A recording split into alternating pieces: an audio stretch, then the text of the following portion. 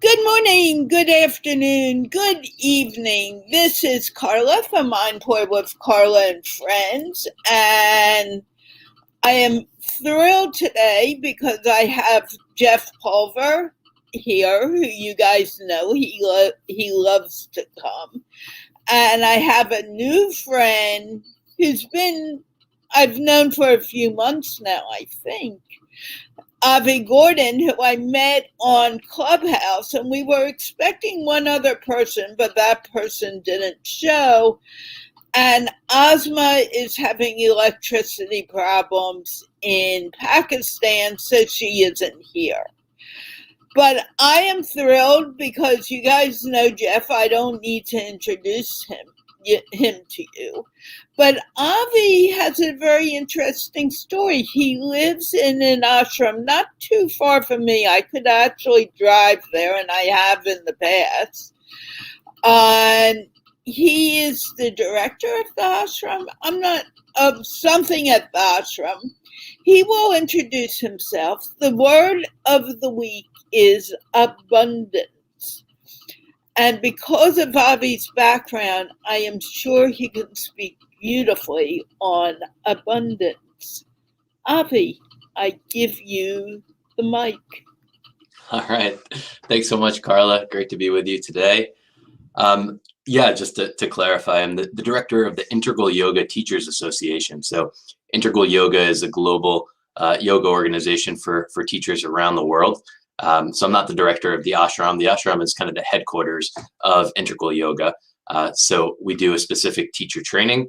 And once you become an Integral Yoga teacher, you can become part of the Teachers Association.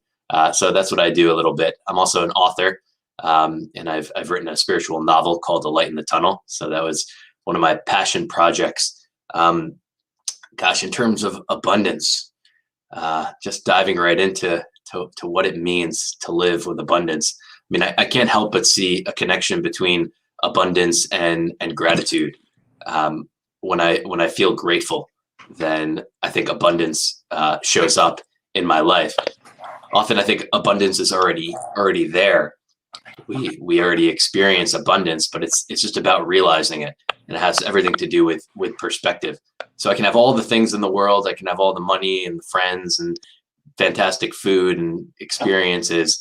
But if my mind is focused on what I don't have, then I'm not living in abundance. So I think abundance is all about perspective. That's what I have for now. Thanks, Carla. Can you give me a more in-depth definition of how you see abundance and what it means to you, please? All right, more in-depth definition. Yeah, what it means to me is just an attitude on life that is thankful. So when I don't feel like I'm entitled to a certain amount of stuff or things or experiences, then I'm living in abundance. I'm totally full. I feel that even if everything ended today, right now, that I've lived a life of abundance because I've been given so much. Does that help? You want me to say more? If you want, I don't want to make you feel uncomfortable, but I'm happy to have you say more. Yeah. What else? I mean, manifestation also comes to mind to me a little bit in terms of kind of adding to my life that already, I guess, feels full. So what I'm really interested in is feeling like content and full, and then also asking for more graciously. So it's never ending in terms of the amount of abundance that I can feel. But I don't want to be ungrateful. That's really important for me to feel that, like, okay, I want abundance, and if I don't get these other things, then maybe I'm going to be sad or upset or something like that. Yeah. Thank you, Avi. You need to remember that when we're in StreamYard, you need to mute your mic while someone else is talking. And our third person finally got here. I'm not sure where he was, but we have Joel. I can't pronounce your last name, so could you please introduce yourself, Joel? Yes, of course. It's Relampagos, Joel Relampagos. What's up, Avi? Nice to finally see you. Okay, today the word of the week is abundance, which you and I sort of began talking about before. And I would like you to define abundance for you. And also, we have Jeff Pulver here. And me. So, Joel, you want to define abundance and what it means to you. I know you've had a long journey and you, of course, know something about abundance. Yeah, absolutely. So abundance to me means being surrounded by blessings and having your eyes and mind open to it and understanding that all those blessings can keep on flowing in if you don't resist it. And so that's basically what abundance means to me, simply put.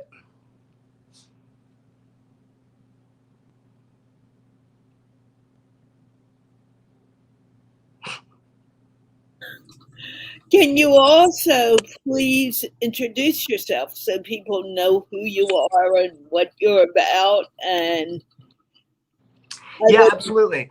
My name's Joel Relampagos. I'm a television executive producer out here in Los Angeles.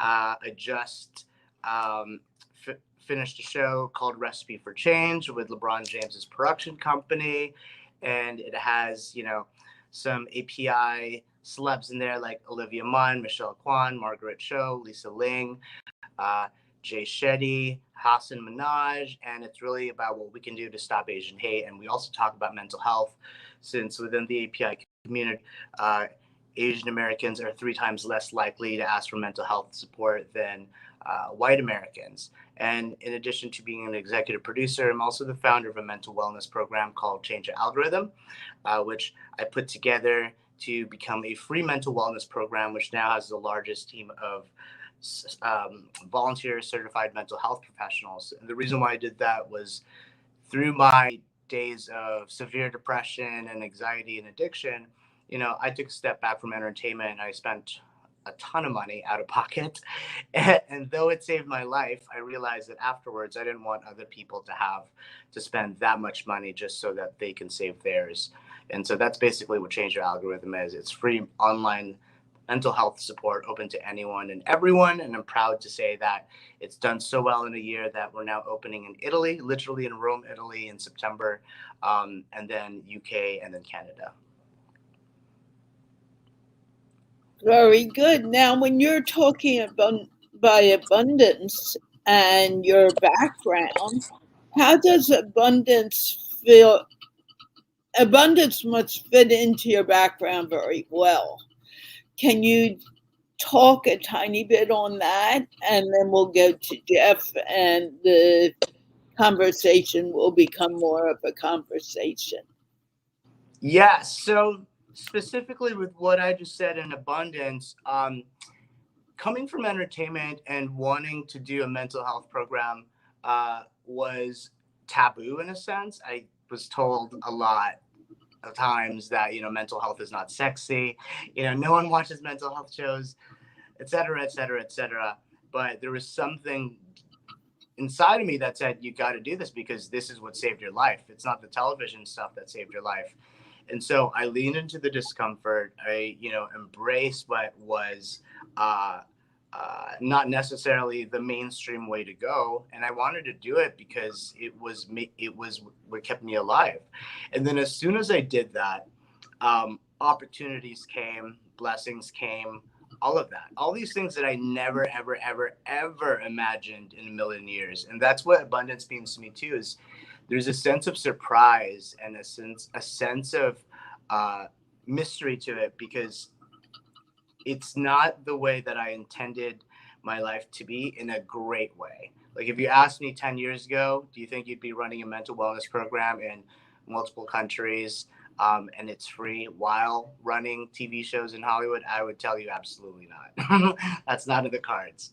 But that's what abundance is, you know? And so we have these amazing connections with people and other companies. And then most of all, just the community. You know, the reason why I do it is getting these emails from people saying that, you know, this program saved my life or this program changed my life. Like, that's what abundance is, you know? And then once you're open to that, and then you keep going with it, and there's consistency on top of the passion, then, you know, there's abundance flows. Jeff. Yes. Carla, you muted. Did not hear. I can't. You're muted. There you go. Jeff, would you like to define abundance? Well, rather than defining abundance, I did Google it to see what the first definition was, just to have a framework of reference. And it's defined as a large quantity of something without necessarily defining what that something is. And contextually, that something could be anything. When I think of abundance from a spiritual perspective or from even a wellness perspective, and then shift it, you know, it could be truly lots of anything, right? From love and passion to enchantment. You know, abundance is relative to where you're at. It's a large quantity of something. Hopefully, it's something that you want. You know, there are people who live in darkness and they have an abundance of fear. There are people who lack confidence, and so they have a large abundance and a hole. But you know, but on the positive side, living with abundance of enchantment helps make manifestations and magic part of what is. I'm from a world where there's abundance and innovation and opportunity. There are times when I have an abundance of muses around me who help open up opportunities because they just inspire by being in the presence. So if you have an abundance of muses, it's not a bad thing. I'd say it's a wonderful thing. You know, abundance of confidence, be careful with that, but it can go both ways. You know, sometimes I submerge myself in nature, and where, you know, I spend my time at night. I'm an astrophotographer, and I spend a lot of time hosting retreats and just photographing the night sky. My favorite part is the galactic center of the Milky Way to photograph, and I do a lot of night photography with people to help them better feel the stars around them, and just as a gentle reminder that we're all made of cosmic dust, and there's, you know, ample energy there and abundance of just a positive experience away from distractions, you know, because that's the other thing. We sometimes in the world that we have, sometimes there's too much noise. So, you know, I look to move away from certain things that take away from the feeling of being overwhelmed in a negative way and shift it into a positive way, while raising the vibration, energy, and frequency of those around us. So, you know, abundance is relative. You can define it any way you want to, but if you start with it's a large quantity of something. I've never seen a definition where something was actually in the definition like that, but it's a large quantity of something is abundant. So it's like if you want bananas, we have a large abundance of bananas today, and they're for sale. Or maybe it's just an abundance of love. But maybe abundance here are really things that we're talking about are things you cannot buy. Maybe we're talking about things that you actually earn energetically and can share as mystical gifts to each other. And we learn to receive as much as to give. And then we're open to how these things shift and can affect us in a positive way. So, I think we want to have an enchanted definition of abundance rather than a physical definition of abundance. Back to you, Carla.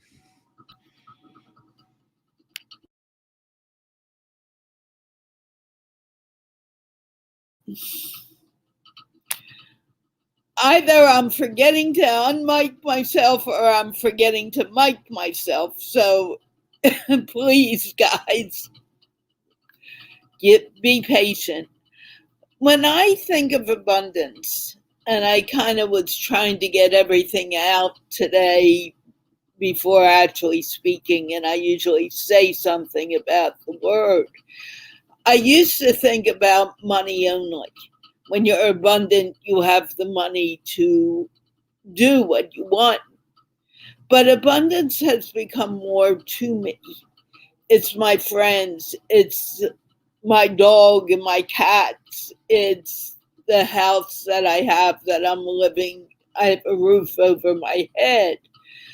And because when I made that shift, I saw gratitude growing in my life and more gratitude by the day with some of my friends and everything. Have you guys seen a shift in your acceptance of abundance and moving it forward? I love that Jeff went and got the dictionary definition, because that's also something I've learned to do, but I've been a little off today. So who would like to speak to that point, abundance growing in your life and how it has grown and how you see it happening? Just, Avi, you seem to move. Yeah, I love what Jeff brought up here, because it's a question of what quantity. So abundance is a large quantity of anything. What large quantity do I have in my life, and what large quantity do I have an intention of having? So there's like an assessing of like what already exists in abundance. Like, do I have fear in abundance, right? Do I have money in abundance? Whatever it is, and then what do I want? And I appreciate this abundance of enchantment that he brought up, because I have that intention too, to really see the world with awe and wonder, because that feels appropriate to me. Like the situation that we're in, even though maybe many of us ignore it, the tendency is to avoid it. But it's miraculous, right? That we are this stardust, that we're existing on this planet hurling through space. I want to remember that as much as possible, because that leads to a life of enchantment for me, or perspective of enchantment. A few other things that came to mind: unity, the feeling of being connected. Often, I think that I'm in recovery of an attitude of competition, or there's like an abundance of feeling of competition, that I'm competing against other humans. There's only a limited amount of whatever it is, and that's how I lived for much of my life. And the message was like, get enough for yourself so that you're okay. That's not the kind of abundance that I want anymore. More of the abundance of we're all in this together, whether or not we want to be. That's just how it's set up. And I also want to have an abundance of fun and generosity. So those are a few other things that come to mind. Recently on Clubhouse, you were talking about adulthood and becoming an adult, and that in a child, abundance is always there. They're always excited. Kids, for the most part, are excited and looking forward to getting to know the world. Do you see abundance as something that's growing, or do we kind of drop it when we become adults because we think we need to be doing a certain thing, and if we are adults, we can't be happy? What are your thoughts on that? Yeah, I think it goes back to what Jeff said in terms of what is abundant inside of me. So I think what replaces that feeling of maybe fullness of play when you're a child is one of fear, of having to do. So that the fear becomes abundant, and then I can no longer feel abundant in other areas. Like there's only so much space, there's only so much energy, and if fear is taking up so much of my thoughts and my lived experience, then I don't have as much space to feel lightness, a playfulness that exists when you're a child. So does that answer your question, Carla? Do you think that playfulness is what makes us abundant in reality? And I want to go through that with everyone, but that's what I'm asking. Is plate, our children more abundant than we are as adults because that fear of being unsuccessful, that fear of not being able to do, like the people who come to me and say, I cannot speak English. And yet they're saying it so beautifully. Help me speak English. And they say it so beautifully.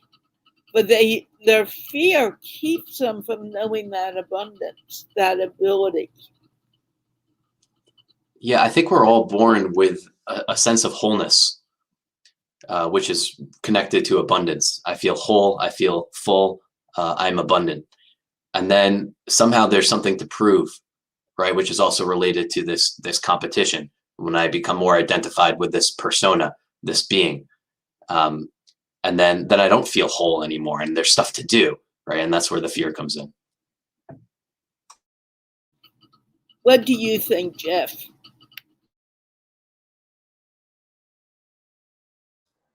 Well, lots of different ways to take that. I think that if you're living in your now and you carry your past, your present, and your future with you all the time because you are your universe, then age is irrelevant.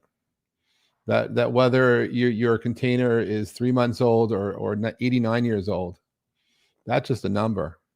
And it's the energy bound by that container that dictates the experience. It can happen, but rather than process past experiences, well, we're here to experience the moments we have as opposed to the moments we don't have, and live without regret. And so to if you want to put that on hold for a moment and say you're a sociologist looking at a group of kids playing, certainly we could take certain principles of abundance and put it upon them. But trust me, there's fear in the playground as much as there's fun in the playground. And the fear of growing up, I think, comes from the parents more so than from the kids. And ignorance is pure bliss. And I believe that in my own day-to-day lives, I've observed people who are more fearful of success than failure. That people are worried about their businesses growing, but now what? As opposed to, my business is growing, oh my goodness, it's growing. And so when you look at abundance, there are things in which we have limitations of. Time is one of them, right? Our time horizons, where all of us are on a time horizon, all relative to each other, but we don't know when it ends and when another one begins. Hopefully the energy that you have will be put into another container so you can continue this experience in some form on this planet or someplace else. So when we look at abundance, I would like to believe there's abundance of energy that will support us wherever we and whatever form we show up as appears. In terms of the energetic representation of where we're going, I believe if we take on the positive side, love not only conquers all, but empowers us for abundance, and it sets us up to receive as much as to give. I mean, one of the larger challenges is our ability and a willingness not only to give, but for people who we're working with to receive in abundance our unbounded love and compassion. And when we're living in this enchantment, to be able to find others who are ready to be enchanted too. There are some entities that are not designed to appreciate or even understand the capacity of abundance, and yet they're amongst us too. And so, we're unique. We are made of cosmic dust, and we're together here as one. And I think the more that we can do to not think about what we didn't do, but to appreciate what we can do, the more abundant and the more meaningful some of our lives can be. And I do believe that in some ways, because we are our past, our present, and our future always as one, that in some ways we may never grow up. As your container ages at different levels, perhaps it has more responsibilities. Perhaps it has more experiences, which better explains actions of others in the past or predicts what will happen in the future timeline. But I don't believe that it's necessarily one versus the other. I think the more childlike we can be, the more fun life is. the more we can embrace the unboundedness, because life unbounded is a life that has unbounded potential in front of it. And I would like to believe that from this moment forward is the best times for each and every one of us. That each day is the next day of your life, and we look forward to better days ahead, not worse days ahead. We look forward to understanding better tomorrow than we could possibly comprehend where we are, and we do things to bring the light, to bring the love, and to raise the vibration and frequency, so at least we could define who our tribes are, and we get to see and feel and energetically connect with people who we never physically may be near, but not necessarily do we have to be in order to connect. And so in terms of where we're at and where we're going, I think playfulness is key. I think being a child in some ways is key. Being an adult is key. I mean, look, there's some people that were acting very old when they were quite young. And then there's some people who were older who always act young. And you could say some people have an old soul or some people have a young soul. But again, I think it's all relative. I think what really matters is how people find that enchantment with abundance and how they do it. And I'm not here to judge anyone. I'm not saying, gee, you're not taking advantage of the abundance you have, because every situation is different and there are different lessons to be learned and there are different things to be observed. And everyone's coming here from a different place, perhaps going to another place. But while we're here together at the intersection of life as we know it, my hope and my dream is for us to live as bountiful and as an enchanted life as possible.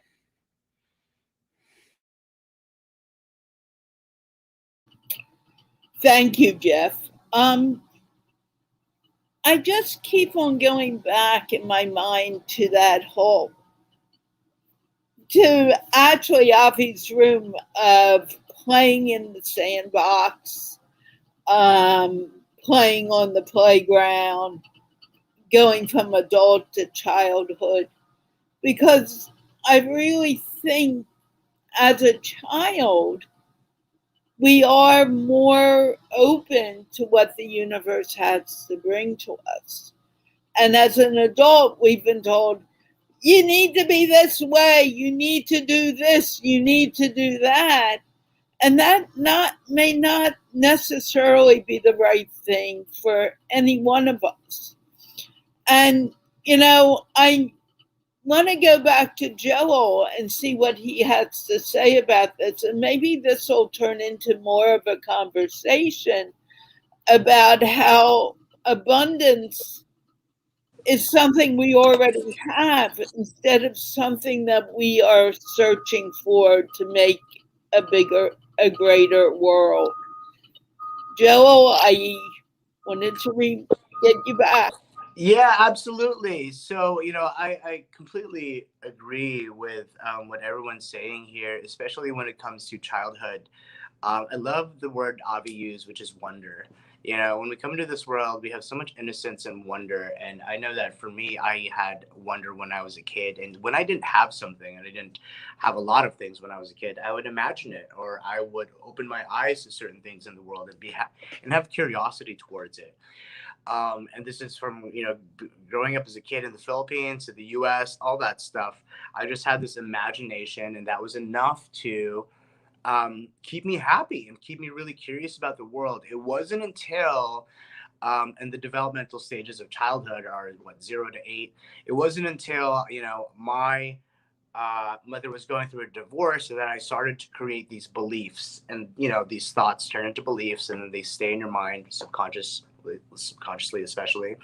And when my mother was going through depression and a divorce, and I, as a 6-year-old, didn't know what that was, I just knew that there wasn't that connection. I created this belief that I wasn't good enough.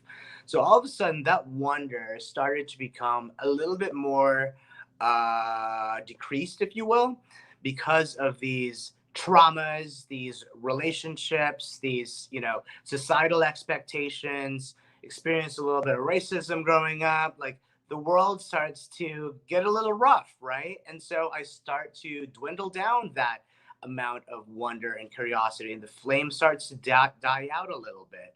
But here's the thing, is that when it comes to inner child, it's like The inner child is always thinking in the now. This wasn't a trauma that happened to me decades ago. Like literally, it was, you're unworthy right now. You're being a loser right now. You're going to be alone for the rest of your life, starting right now. Right. And so that wonder and that innocence, I felt like I started to let go of. And so with that comes the abundance. All of a sudden, when I would imagine all these things, all these amazing things, that started to go away because of the traumas that come with life. And that's why I agree with Avi and Jeff, because as soon as we drop the BS where, I used to try to be, especially in Hollywood, I used to try to be better than other people in the comparison game, but now I'm just trying to be better than the person that I used to be. I realize that's the stuff that saves my life. And inner child work, connecting with the younger version of me, to Jeff's point, again, oh, I get it. Now I can be a little bit more childlike. I don't really have to care about what other people think. That trauma that happened to me isn't happening anymore. And I'm the mother, the father, the best friend that I've always wanted, and all those things. And then again, that wonder comes back. And with that wonder comes abundance.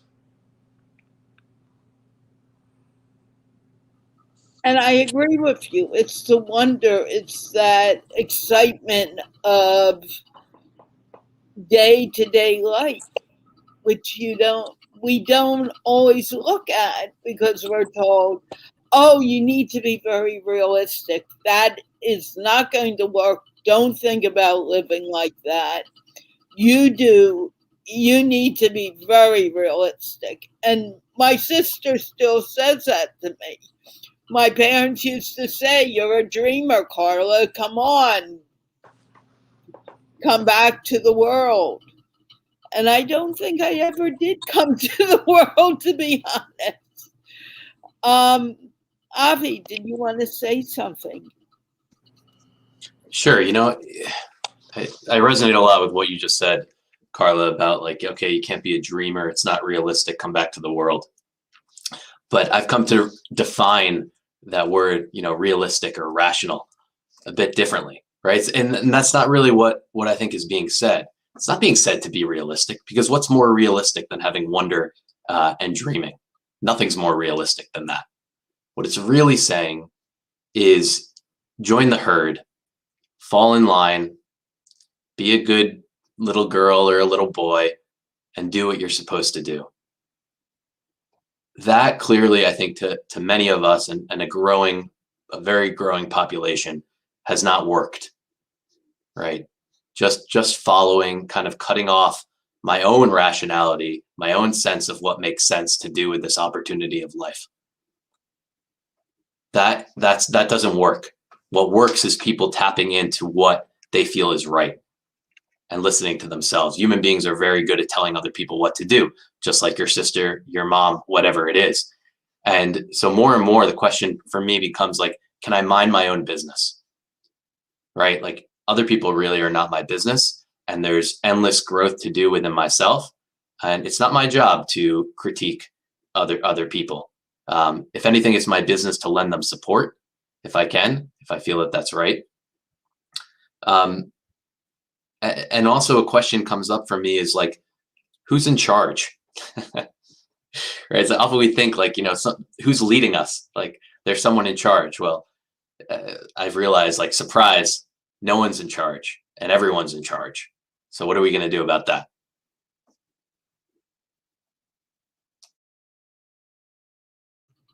So what are we going to do about that? What's your thoughts on that, Avi? It's not a quick fix, but I think all the things that we're talking about right now is doing something about that. The quick fix is not, diving into my own work and becoming what I feel is a better person.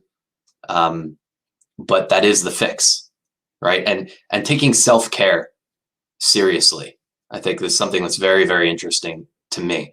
So it's like my job, this being that's speaking right now, to take care of Avi and give him what he needs.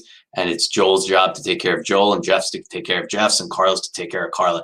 And if we all take that seriously, what happens? What happens to the world if we all do that? But I don't get a sense that there's many people that are taking self-care of themselves too seriously. Instead, we're obsessed with, again, how we rank, how good am I, all that, instead of shifting it and asking the questions like, I know myself better than anyone else. What do I need?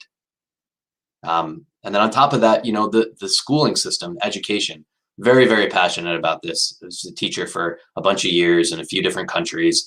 And that's the reason I wrote my book, to reimagine what education can look like. And again, it's not a quick fix, and a lot of people don't want to hear it because it's so huge to like reimagine what public school looks like.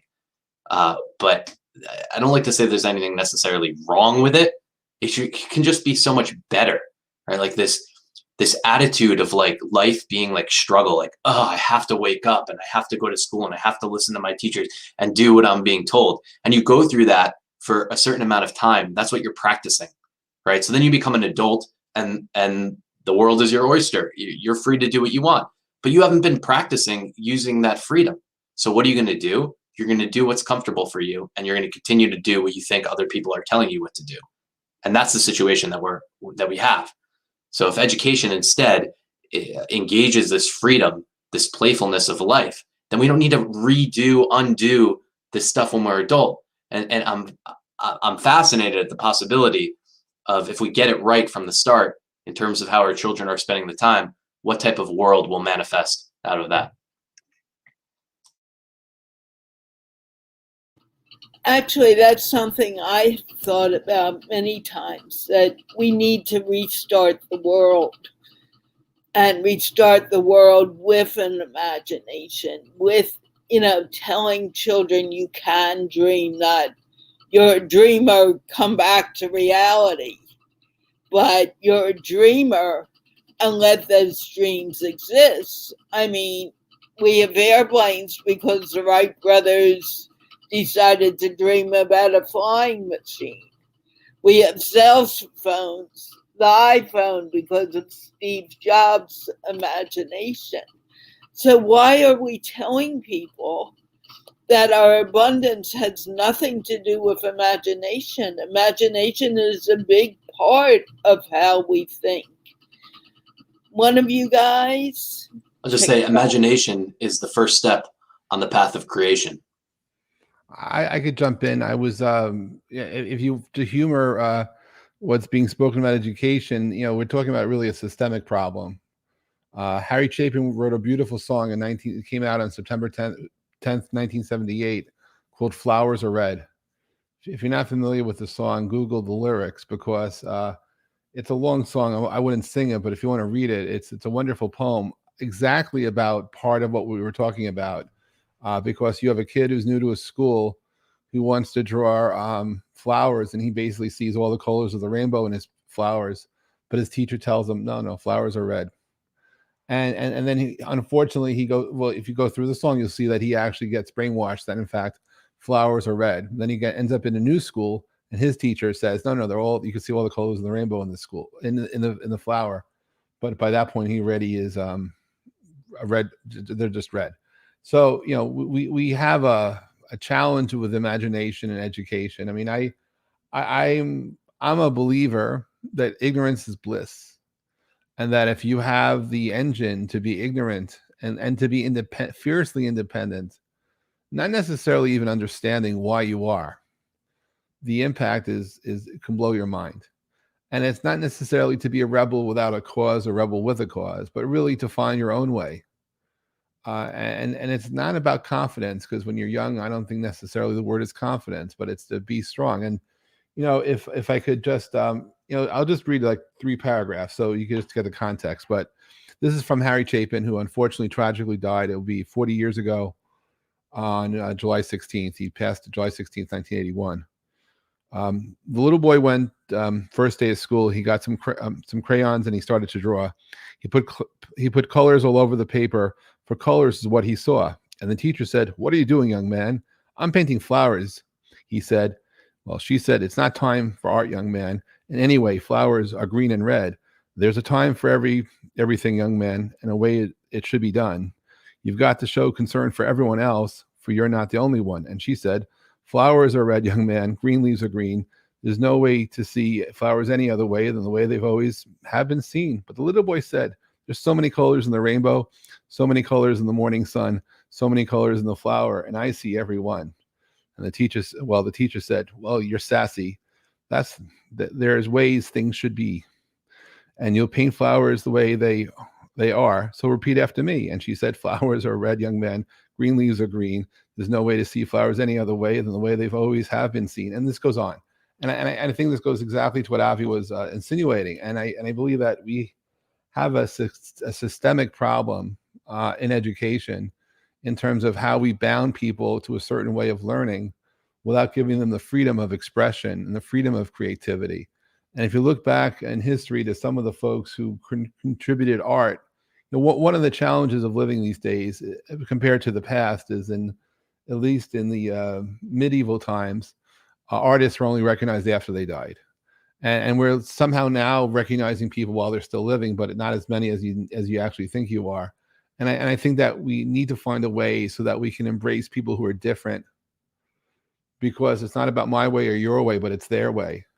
And then if we can allow ourselves to be open enough to see what's happening around us, we can appreciate the genius of what's around us now, as opposed to wishing that we could appreciate them when they could. And without systemic change in education and without systemic change in how we approach life, things on this planet will not change. And it goes across every boundary of human existence. It's not just one thing, but it perpetuates across many things. And this is not necessarily about politics. This is just about how we approach being and how we approach creativity and how we approach speaking and listening and connecting and communicating. And so it's I would like to believe that we have abundance of hope that we can change the world if we want to. But it does start with us, and it's but I'm fascinated by words written years ago talking about change, and I don't see enough change today. So I remain hopeful, but at the same time, I believe we need help. I think we need help, but I think we need help in going backwards and listening to what is within and not what everyone tells us. I mean, I've listened to my parents and my sister for many years, and it kept me from doing what I felt was important. I wouldn't be doing this if I hadn't stopped listening. I went into my childhood, which was I like to talk to people, I like to find out what they're about.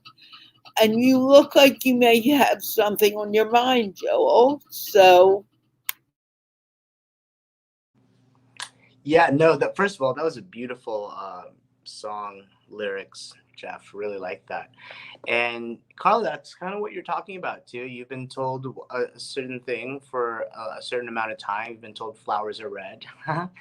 And this is the beautiful part, right? Is that we each have the opportunity to redefine things. And when you think of the space and the time that we're in, it's like what? Earth is 4.74 billion years old. The universe is like almost 14 billion years old. Humans have only been here for 200,000 years. So why not use this time that we have to actually explore and redefine everything that we've been told? It doesn't mean like everything we've been told is wrong. I'm so angry at the world. I'm angry at my parents.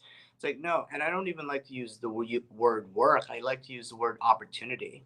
It's one of my affirmations is I have the opportunity to live my life. And then, Carla, you have the opportunity to redefine these things that you thought were so certain. It happened to me the other day. I was meeting a friend for dinner, and I was like, it's on this street. It's on this street by the ocean. And then I kept driving by that street. I'm like, why can't I find this restaurant? And I'm like, I've been here a gazillion times. Like, where did they shut down? Did they close? So finally, I like put my ego out of the way. I pulled the car over. I typed the restaurant in my GPS, and it was in a completely different street. And I was like, wow, I created this story in my mind that this restaurant was like that close to the beach. But in fact, it was it was a street behind it, And so isn't that beautiful when we're swept off of our certainties and life becomes a little bit more sweet when you actually go, oh, let me redefine what beautiful feels like. Or let me redefine what success is. Let me redefine what friendship is. Let me redefine what love is. Let me redefine what colors flowers are, you know? And I think that's really the opportunity that we have here, is that like once we drop all the BS and the facade that we have, not with other people, even just with ourselves, you know, we open our eyes to abundance.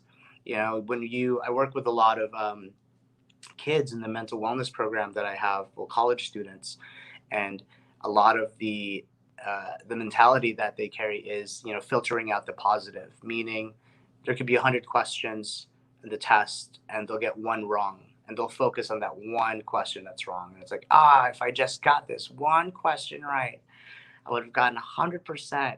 And then we go, well, wait a minute, what about the 99 that you got right? So again, it's perspective, it's curiosity, it's wonder, it's being able to challenge your beliefs, just no matter how old they are, and then allowing yourself to be swept off your uncertainty or swept off your certainties, and that's okay.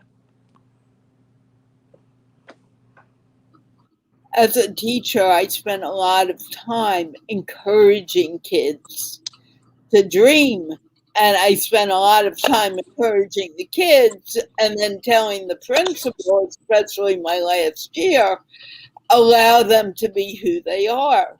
They were special ed kids in a junior high working at most a third grade level, and the principal was, they have to read in the 7th and 8th grade books. And I'm like, no, they don't. They can't. They don't understand. You need to go backwards. And that was a major problem for me for a whole year of me working 24/7, and the kids learning, the kids growing, but the adults saying they're not where they're supposed to be. They were where they were supposed to be. And we forget that at times. And Avi, you have such a sweet smile on your face. What's going on?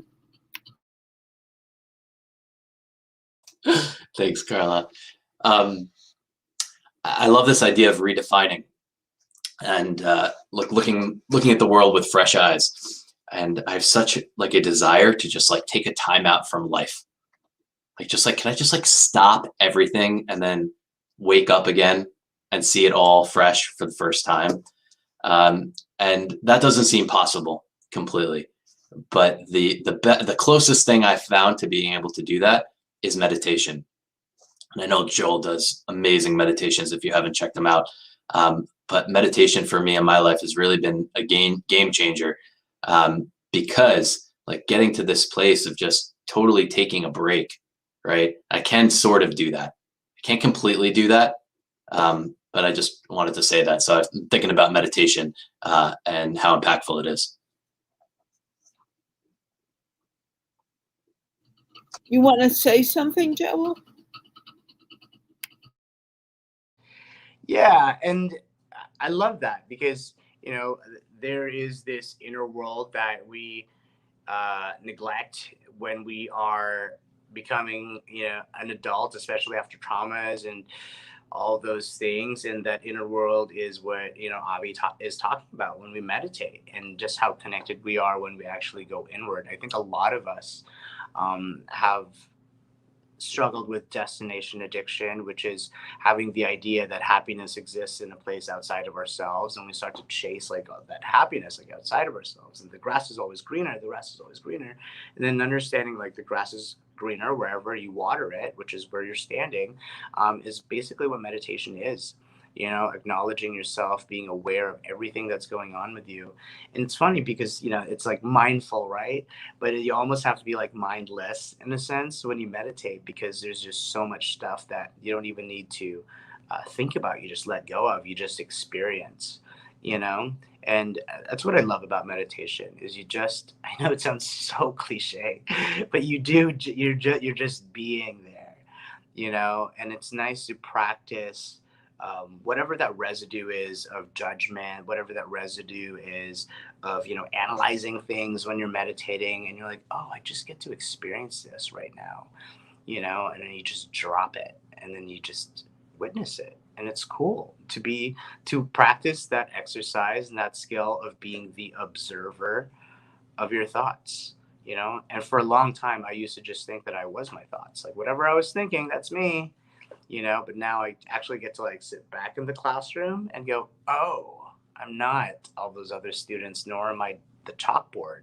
I'm actually just watching all of this. So it's pretty cool. I love meditation.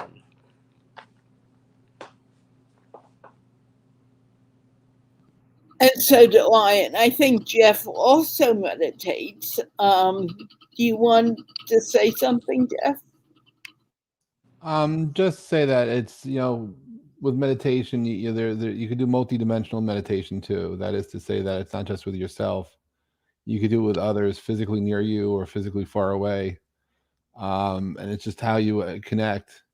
And frankly, just to be literal, if you've ever had an intense conversation with somebody, not necessarily what you would consider a meditation at all, but where all of a sudden the two of you or the three of you are transported someplace else, where you have no sense because someone is holding time and you have no sense of time going by, but you're so entrapped in that conversation. I define that as a form of meditation too, because energetically you actually have shifted your frequency and you're actually focusing on something beyond yourself. And it's like the background fades to black and the only thing that you see or feel are those around you. And so you're in a meditative state, even if you're physically not going through what one could define as how to meditate, because we're not closing our eyes and focusing on a word and looking inward to look outward, but we're actually way past that because we're actually meditating with each other and vibing at a level which you cannot otherwise experience. I'm a fan of multidimensional meditation as much as I am soulfulness. And I have a ritual. I do a star meditation. I do it under the dark skies, where in places where there is no light pollution, which in the days of Elon Musk is actually a non sequitur because he creates light pollution even in the darkest of skies. But that notwithstanding, when people feel the ocean and they feel the sand up beneath their feet, and they can look at a star and bring it inside themselves, and they can meditate on what it means to them. I find that consistently brings people who are not used to meditation into a place of absolute calm. And with that absolute calm comes the opportunity for them to, for the very first time, breathe and get and understand breath control and understand deep breathing, and that works very, very, very effectively. So anyway, it's a pleasure to be here to meet both of you today, Joel and Avi. It's nice to meet you. Carla is about to say that we're going to run out of time because I know we are. So I just want to say thank you while I have the chance to say I'm grateful to meet both of you, and perhaps I'll look for you on Clubhouse. I host a bunch of live shows myself, which you're invited to drop by. But it's wonderful. Carla, thank you for inviting me back. It's really a pleasure to be here. It's a pleasure having all three of you. We kind of got off of abundance, but also we stayed on abundance because all of the things we spoke about are what brings abundance out together for people throughout the world. And I think one thing we need to remember is that we are always connected, whether we want to recognize it or not. The one thing that keeps our life going is the breath. And I say this a lot. And we come into the world and we take a breath in, and we leave the world leaving a breath out. Just like the fish in the ocean, they come to the world, they breathe in and out, bubbles. So we're like in an ocean of air, and we're all connected. And I feel that it's time that we take that ocean, recognize it, and realize that although we may be a little different from each other, no two people are exactly alike. We are all connected, and we can all help each other become more abundant. And I'd like you to all say, not more than a minute, what you think of that, or some last words on abundance, and we will close out the show. And let's start with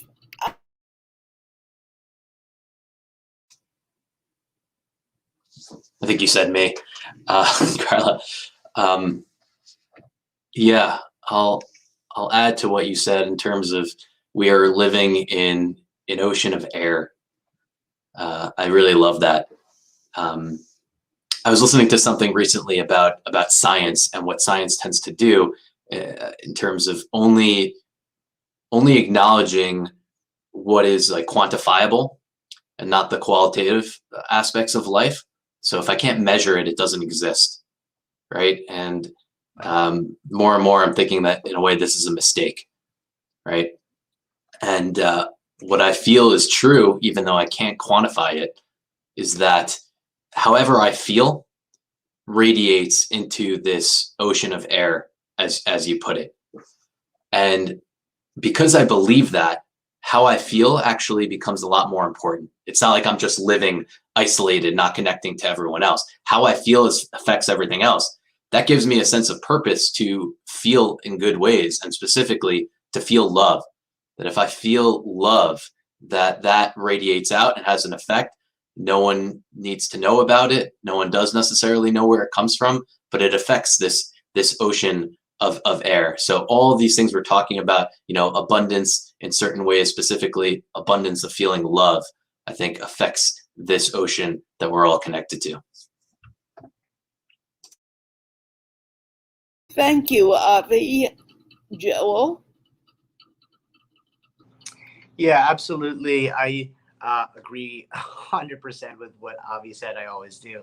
But being that energy source, and really that's what it is, is being the source versus the seeker, versus constantly searching for the things, is that when you actually spark that thing, it becomes magnetic to another, and becomes magnetic to other good things in life that you may have already, you just haven't opened your eyes to it, or they're going to be introduced to you, because good attracts good in a sense. Negative can push away the good and whatnot. And so once you start to love yourself, self-care, as Avi was talking about, then these things are going to gravitate towards you. And that's basically what abundance means to me. Opening your eyes to what you already have, and then having that energy of positivity, of light and empowerment, and then having new things come to you that are also good. Thank you. And Jeff?